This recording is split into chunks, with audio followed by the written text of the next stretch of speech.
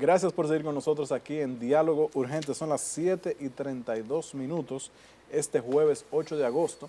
Hemos llegado al momento de nuestra entrevista principal con el aspirante a precandidato por la circunscripción número 1 del Distrito Nacional por el PLD, nuestro amigo Graimer Méndez. Buenos días, Iván, Graimer. Buenos días, Robinson. Bienvenido, hermano. Gracias. Este programa yo lo vine a hacer. Sí. Sí.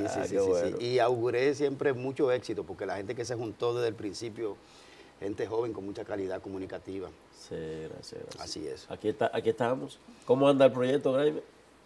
Bueno, el proyecto anda bien, porque una de las cosas que yo he venido aprendiendo, porque esto es la primera vez que yo apuesto por un puesto electivo a nivel de la vida política partidaria, porque ya yo he tenido militancia en la universidad y había aspirado en la Federación de Estudiantes Dominicanos, de la cual fui miembro, y había aspirado al Consejo Universitario como candidato y del cual fui miembro también en la universidad, o sea... Tú tenías la vena.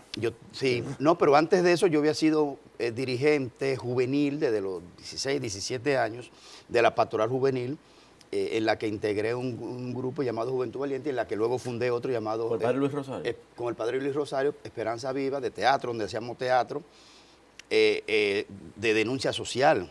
De hecho, yo hice el papel de Jesucristo, siendo un jovencito, como 3 veces, en 3 ocasiones. Yo no sabía eso. Sí, y entonces hacíamos teatro, o sea, desde muy jovencito, y cuando termino mi etapa de bachiller, entro a la UAS y la UAS me incorpora a los movimientos estudiantiles. Y dentro de la UAS conozco gente que me incorpora entonces al PLD a través de los círculos de estudio a final 97, 98 por ahí, 97 más o menos. Es decir, que yo tengo la constante de que me gusta estar organizado y participando y integrando personas en procesos. Pero en ese lapso de tiempo, entre ese momento del 97, 98 y ahora, ¿no habías ejercido ningún tipo de política partidaria? Sí, militancia sí, pero aspiraciones no. Porque yo, cuando el presidente Fernández gana en el 2004, yo paso a ser director de comunicaciones de la Oficina de los Fondos Europeos. Y cuando gana en el 2008-2012, me designa subsecretario de Estado de la Juventud, que luego pasó a ser viceministro, y en el cual yo fui encargado, director, además de viceministro, encargado, director del programa de emprendedurismo del Ministerio de la Juventud, y en el cual desarrollé una iniciativa que creé la cátedra universitaria. Yo creé una cátedra universitaria, emprendedurismo y nuevas ideas para el desarrollo, dado que vi que yo soy egresado de mercadeo de la Universidad Autónoma de Santo Domingo. Yo, por egresado de la Escuela de Mercadeo y comprendiendo el fenómeno a partir de que me encargaron esa cartera, determiné que la sociedad le pedía a los jóvenes que fueran emprendedores, innovadores, creativos. Sin embargo, el Estado no había creado las condiciones para crear una generación. Exacto, entonces... Yo detecté en el proceso de comenzar a trabajar las políticas públicas en esa dirección que coincidencialmente se habían juntado el Plan Decenal de Educación, el segundo Plan Decenal de Educación o tercero, el Plan Decenal de Infotec y el Plan Decenal de Educación Superior, Ciencia y Tecnología, de la MESIP. Como yo había trabajado en educación 10 años, en mis primeros años de mi juventud, yo comprendía perfectamente lo que significaba un plan decenal. Porque cuando yo entré en el Ministerio de Educación, iniciaba un plan decenal ese ministerio. Cuando veo esa coincidencia, entonces determino que una de las mejores maneras de desarrollar una política de emprendedurismo era que lo introdujésemos en la currícula de educación básica y media, técnico profesional y educación superior, es decir, las universidades. Para que se venga con la formación de debate. Para que desde niños, los niños y los jóvenes comiencen a comprender qué es este fenómeno de no ser empleado, sino de ser un ente productivo, generador de capitales y de empleo. Como yo no podía incidir desde esa posición, ni en Infotep ni en educación, lo divulgamos, como una política que debería establecerse. Ahora, sí donde yo podía incidir, convocamos al Ministerio de Educación Superior. Recuerdo que doña Ligia nos envió al encargado de ella de ese tema, porque propusimos que juntáramos en una mesa a las universidades y le diríamos que había necesario que introducir en la currícula de las universidades de mercadeo, administración, economía, ingeniería, de esas carreras liberales, el tema de emprendedurismo e innovación. Y logramos eso. ¿Cómo traspolaste? Logramos ¿Cómo- eso. cómo Y estás? publicamos un libro sobre innovación empresarial, el cual yo prologo la 3ª edición junto con el autor a propósito de esta cátedra, que la pusimos en Funglode, y el primer orador invitado fue don Pepín Corripio, más el autor que trajimos desde Colombia. Graimer, concomitantemente con eso, tú también eres una persona de los medios de comunicación, Así que te es. conoce también por ello. ¿Cómo traspolaste o cómo has estado traspolando todo eso, tu experiencia, toda esa experiencia que tú has narrado a este proyecto, a la candidatura a diputado? Lo mejor que tiene mi presentación de candidatura es que ninguno de los temas que estoy abordando lo estoy abordando por una postura populista, de que cae bien el tema, porque es lo que conviene decir ahora porque soy candidato. Fíjate que yo puedo hablar de emprendedurismo Pero tú tienes 15 años haciendo. porque tengo 10 años trabajándolo, ¿verdad? Y publicamos un libro en esa dirección y creamos una cátedra universitaria. Además, como profesor universitario que soy de mercadeo, desde hace 15 años.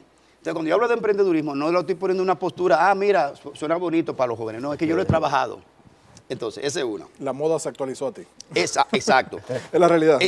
Nosotros creamos, no, es muy pretencioso, pero los primeros que pusimos el tema a un nivel de entendimiento general fue cuando nosotros dirigimos ese viceministerio con ese tema. Pero, lo que quiero decir, ¿cuál es la primera propuesta que yo voy a hacer legislativa que estoy divulgando? Se llama la Ley de Inclusión.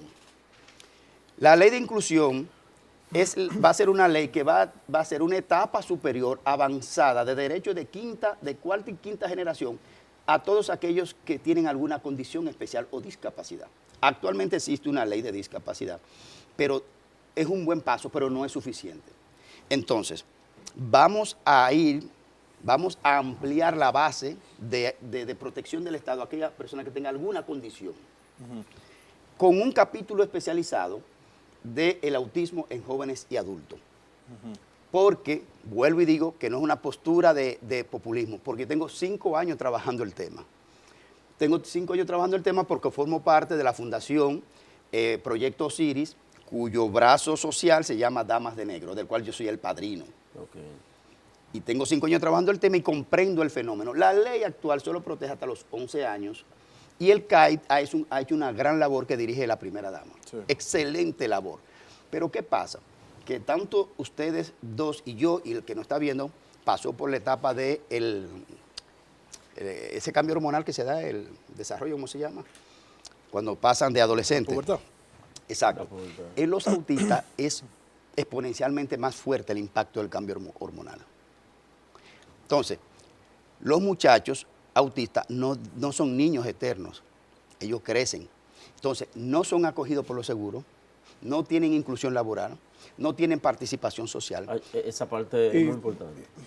Entonces, la ley de inclusión es mi primera propuesta. Va a abarcar todos los sectores. ¿Cómo afecta desde los sordos, los ciegos, las personas con dificultad motriz, personas que tengan alguna condición que le dificulte su participación y su protección. Es inconcebible que los seguros no acojan a los jóvenes y adultos. Y en esa parte específica, ¿ustedes han podido calcular cuánto eso podría significar para una familia que se vea afectada no te con imaginas, un Iván, niño especial? No te imaginas. Los costos de los medicamentos de las personas con autismo son prohibitivos. No, inalcanzable para nadie que no sea clase media alta.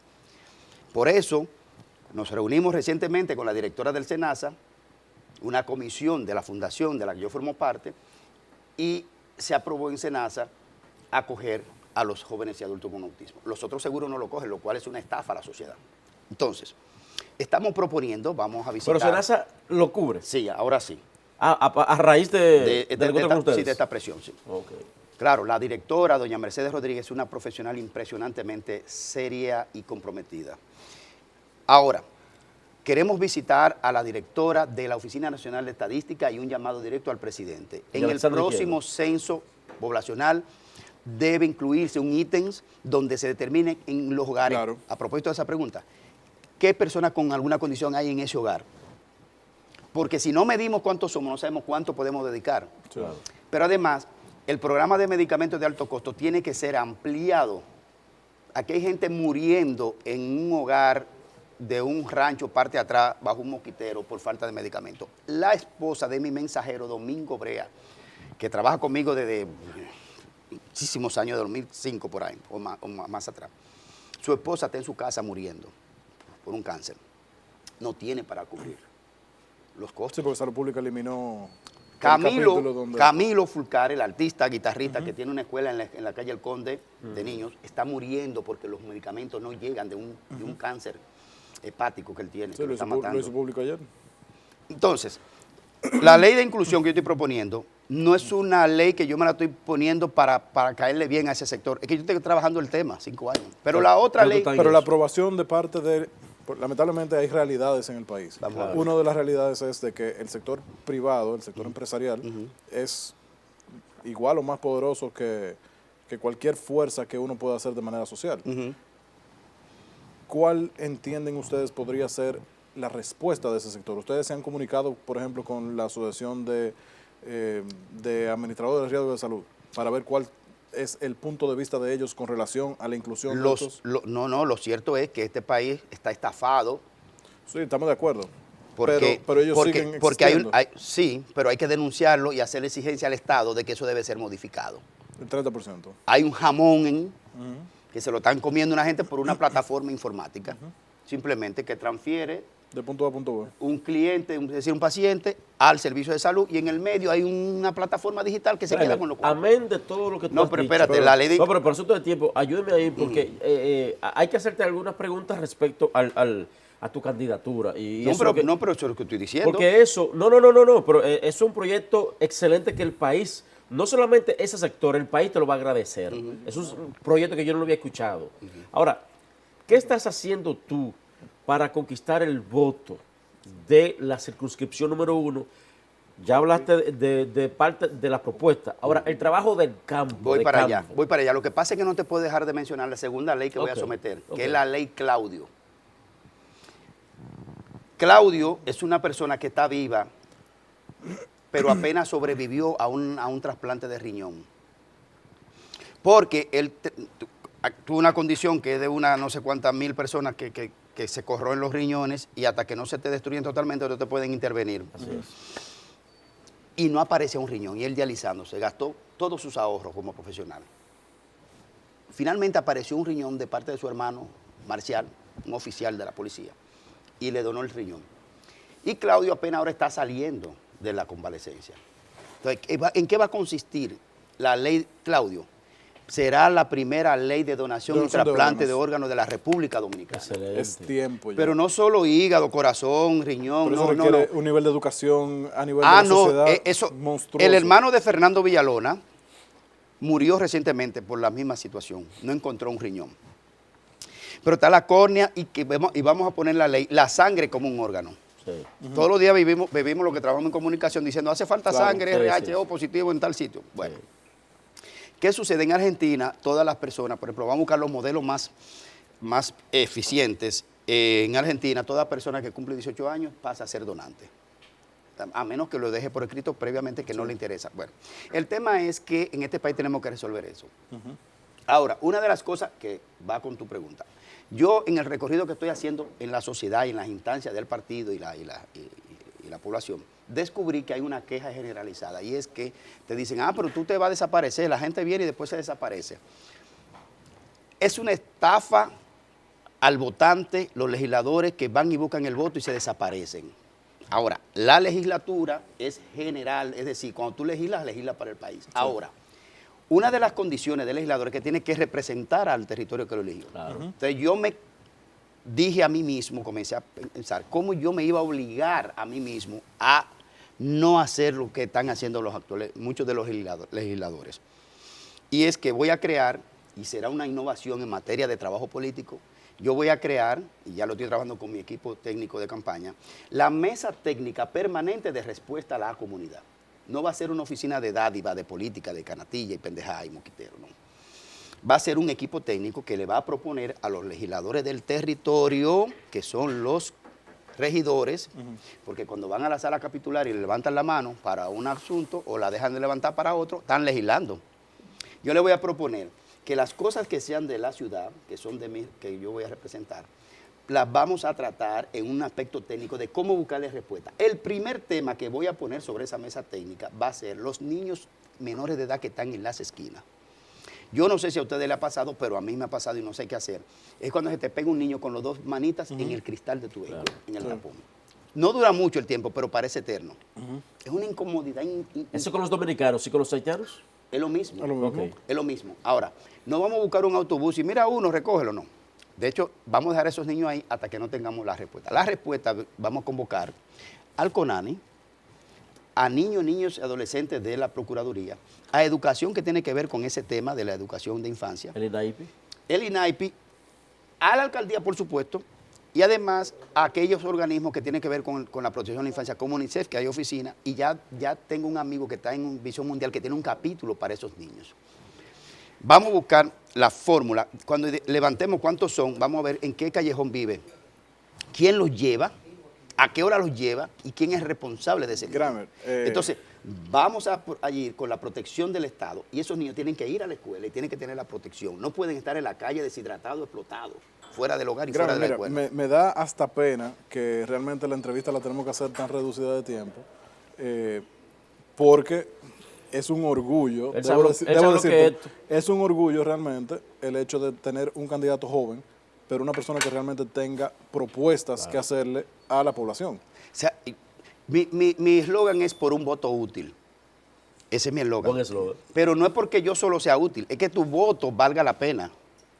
Yo seré útil, pero Útil para tú mí. serás útil cuando tú Claro. votes por mí. Yo le digo a la militancia y a la población y a los dirigentes del PLD que el 6 de octubre tiene una importante oportunidad de decidir que ese Congreso tiene que ser cambiado.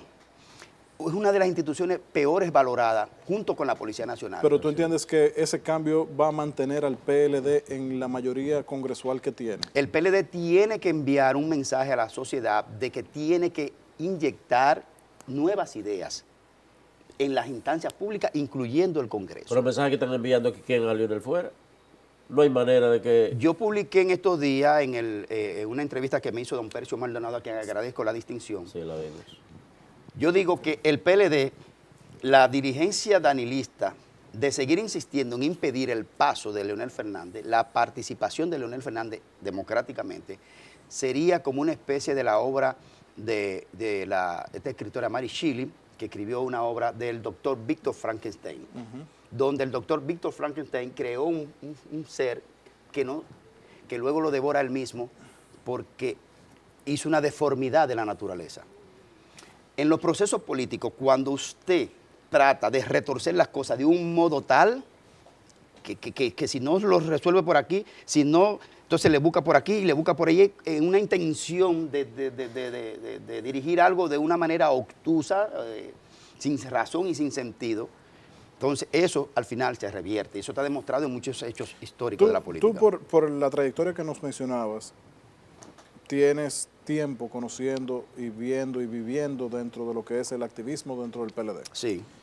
Cuando tú ves un político, obviando el hecho de Leonel, que ya fue presidente y uno sabe lo que hay. 3 veces, sí. Cuando uno ve la trayectoria, por ejemplo, de un Reinaldo Párez Pérez, uno ve la trayectoria de un Domínguez Brito, la trayectoria de un Temístocle Montaz, y uno ve que aún así, teniendo esas personas con esa trayectoria, se busca un casi foráneo, aunque quieran decir que tiene toda la vida dentro del PLD atrás de Juan Bosch, que buscan a esa persona para liderar aparentemente ese sector. ¿Qué tú crees que se le está dando como valor al activismo político?